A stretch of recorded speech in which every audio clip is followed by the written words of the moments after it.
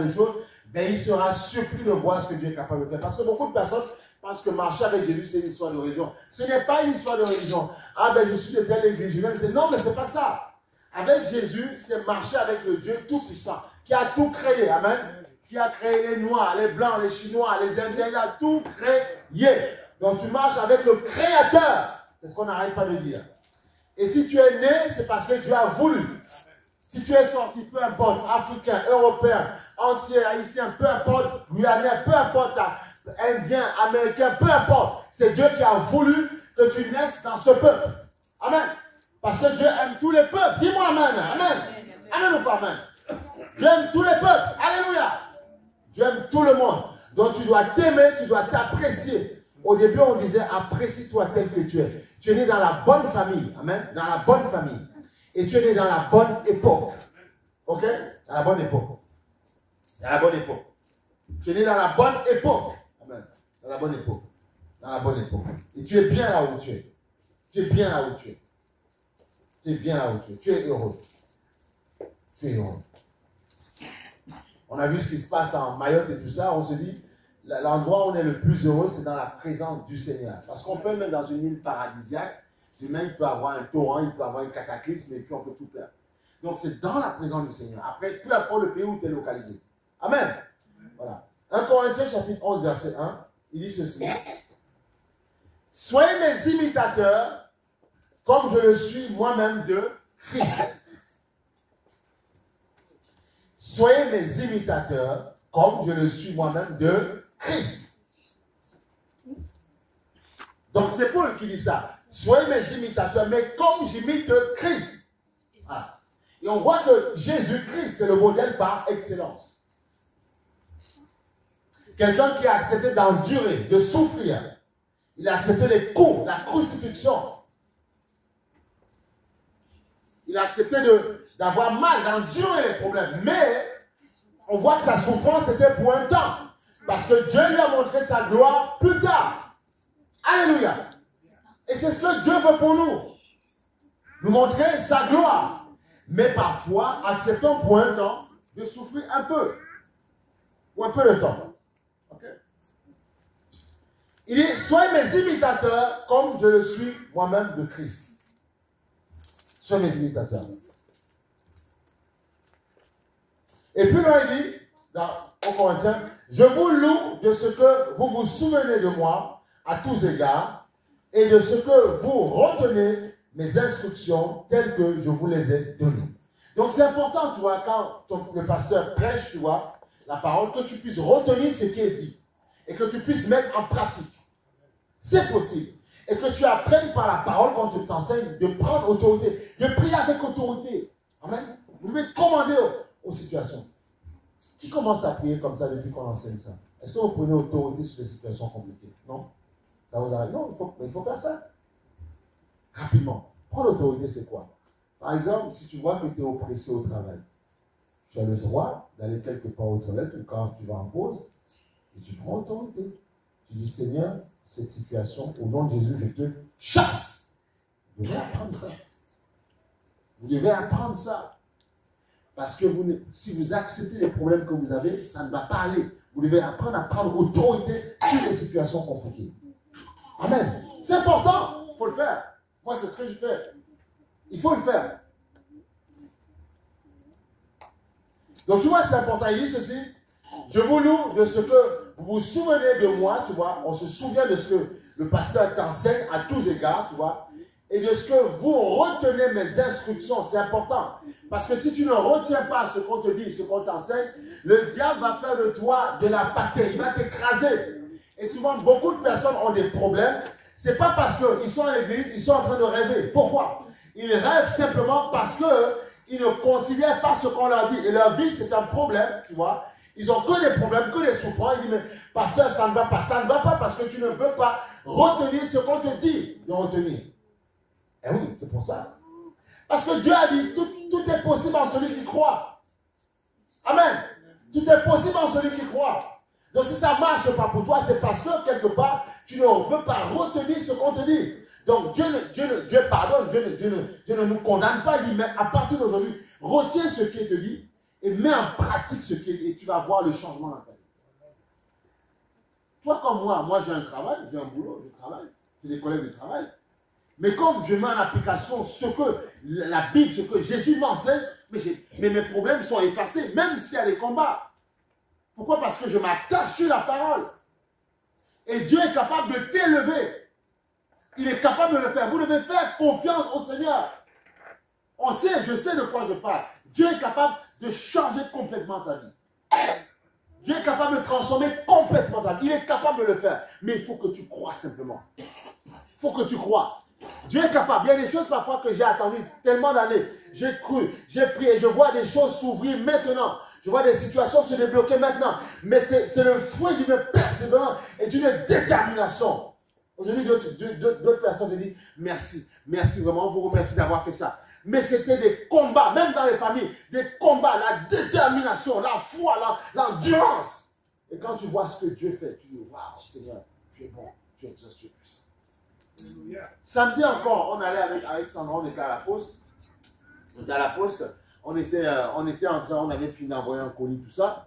Et puis, on sort de là, il y a un monsieur qui vient nous voir.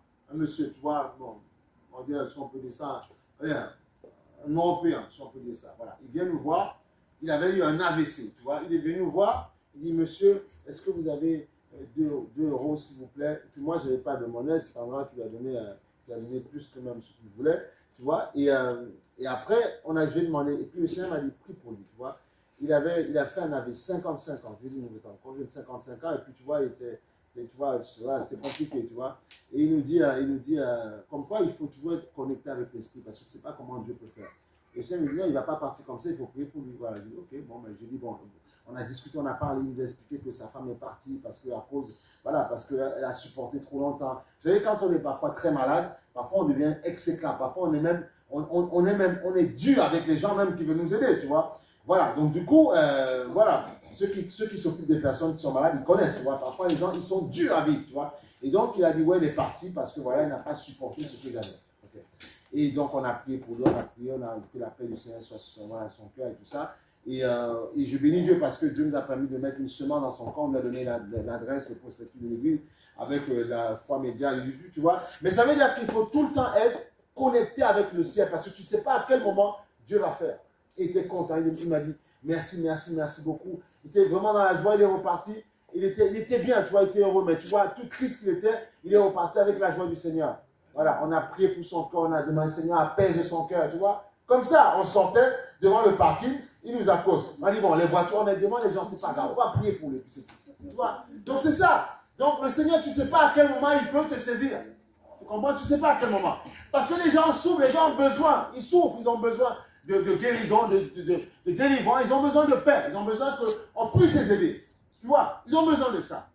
Donc tu vois, c'est pour ça que nous, on est tout le temps connectés avec le Seigneur, pour que si il me chope quelque part en disant, mais voilà, il y a un besoin, il faut que je sois rapidement en train de prier. Il ne faut pas que je me dise, oui, mais à la maison, ça ne va pas, ça ne va pas avec madame, ça ne va pas avec monsieur, ça ne va pas avec les enfants. Non, elle dit, j'oublie ça parce qu'il y en a qui ont besoin. Et après, quand tu reviens chez toi, tu verras que tout va bien.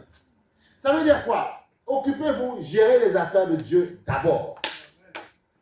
Si vous le faites, il prendra soin de vous. Tu penses que ton corps, qui a créé ton corps? Ce sont tes parents? Non, ce ne sont pas tes parents. Dieu a donné le don de reproduction à tes parents pour que tu sois sur la terre et que tu viennes sur la terre. Amen.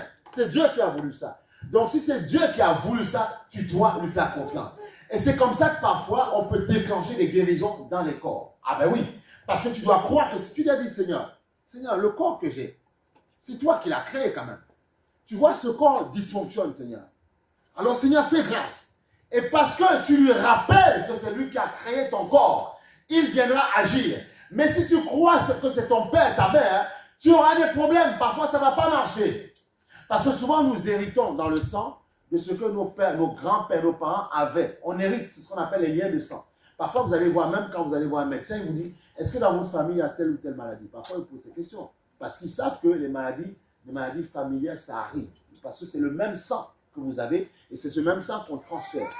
Donc, tu dois être capable de quelqu'un qui te dit, à partir de moi, Seigneur, mes enfants n'auront pas ce type de maladie. Tu vois? Pourquoi? Parce que tu as reçu Christ. Parce que Christ est là pour condamner les maladies. Il y a l'héritage familial. Donc vous devez comprendre que le sang de Jésus consume toutes ces choses-là.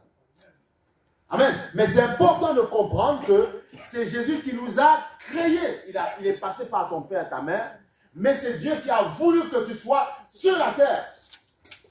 C'est très important. Une fois que tu as compris ça, écoutez, ton père et ta mère peuvent avoir même des milliards de dollars, milliards d'euros, peu importe la monnaie, les dollars, tout ce que tu veux.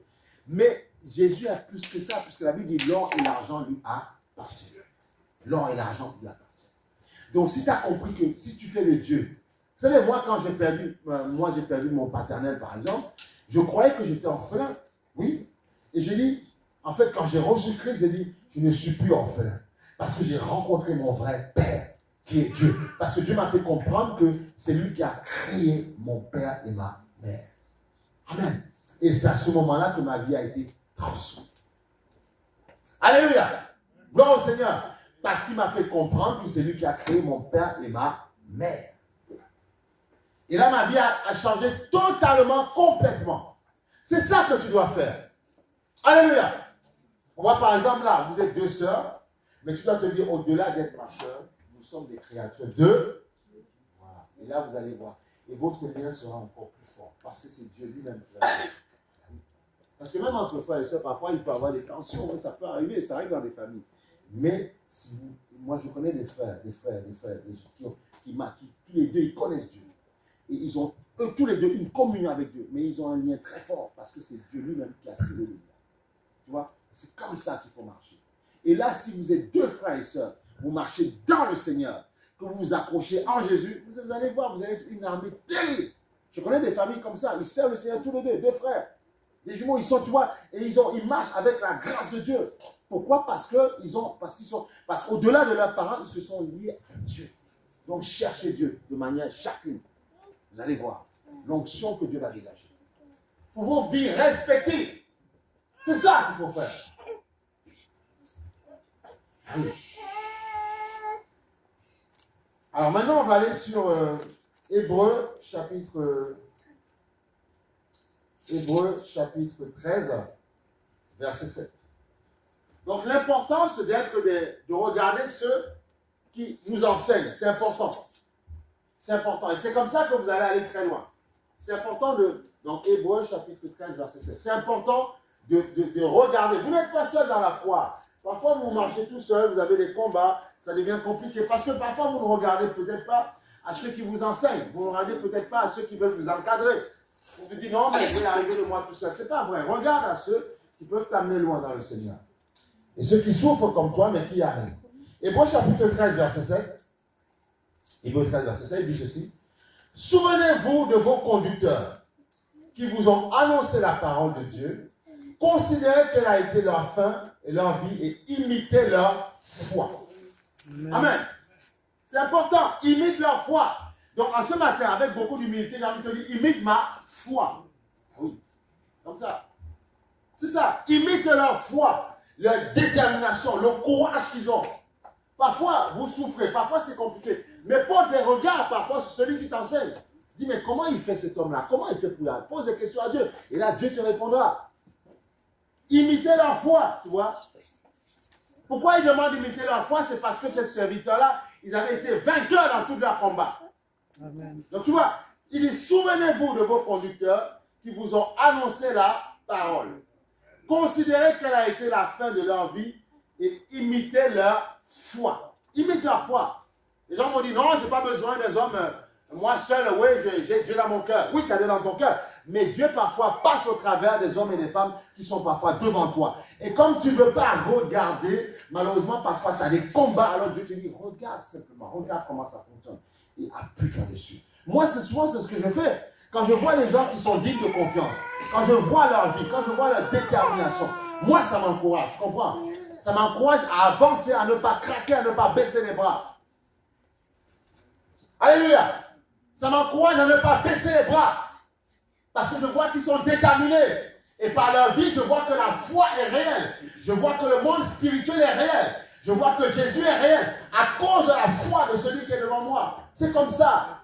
Mais dans le business, c'est la même chose. Ceux qui créent des entreprises. Il y a des entrepreneurs qui deviennent meilleurs parce qu'ils voient d'autres personnes qui ont créé des entreprises avant eux. Ça les encourage. Même dans les propres familles, il y a des gens qui disent, parce que ma soeur, ce qui m'a aidé, il y a quelqu'un qui fait des business qui dit ça. Parce que j'ai vu ma mère faire des business, ça m'a encouragé à faire du business aussi derrière. Tu vois, c'est ça.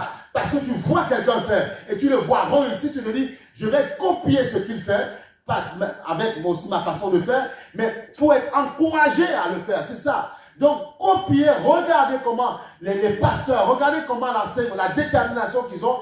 Dites-vous qu'ils ont peut-être les mêmes combats que vous, parfois même pire. Mais ils sont debout.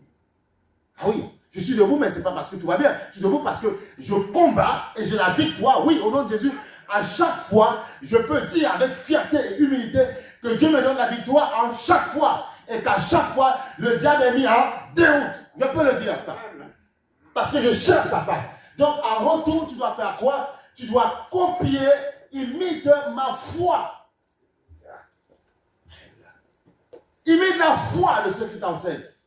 Regarde la détermination, le courage qu'ils ont. Et j'ai envie de te dire ce matin, oui, Dieu bénit, oui, Dieu fait grâce. Dieu n'abandonne personne.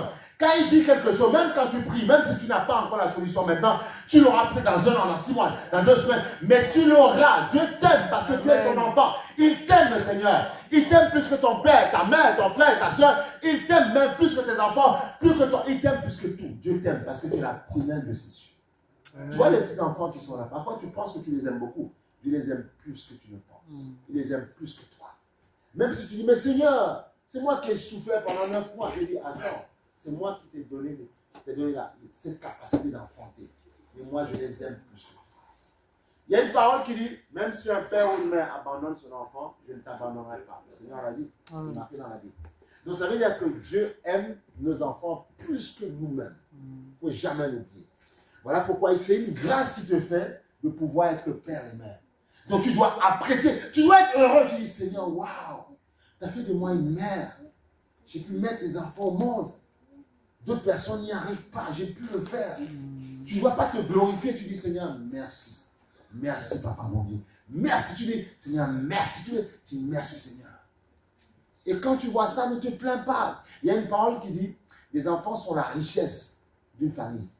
Pourquoi? Parce que quand ces enfants vont aller à l'école, quand ils vont grandir, ils vont avoir des grands postes, eh bien, ils permettent que la famille monte en puissance. C'est ça. Quand il parle de richesse, ce n'est pas seulement l'enfant qui vient, c'est parce que cet enfant aura quelque chose dans la tête qui va l'amener plus loin. La richesse, c'est dans ton cerveau, dans tes connaissances.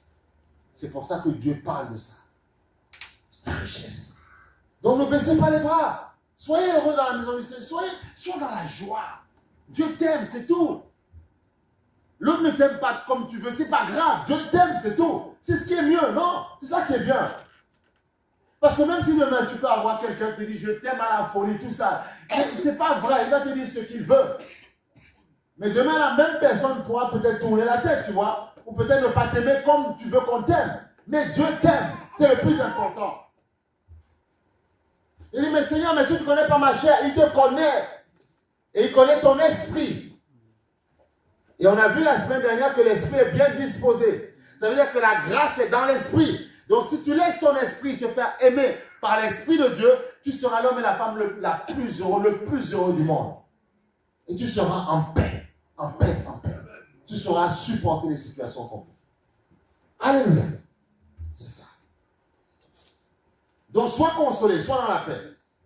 Mais surtout si tu veux réussir, regarde comment d'autres personnes fonctionnent. Regarde leur foi, imite leur foi. Quand l'ennemi veut te combattre, t'attaquer, tu dis non. Je vais regarder à comment la détermination que peut avoir mon pasteur. Je vais regarder sa détermination. Je dis, Seigneur, donne-moi, accorde-moi cette détermination. Et Dieu va te l'accorder.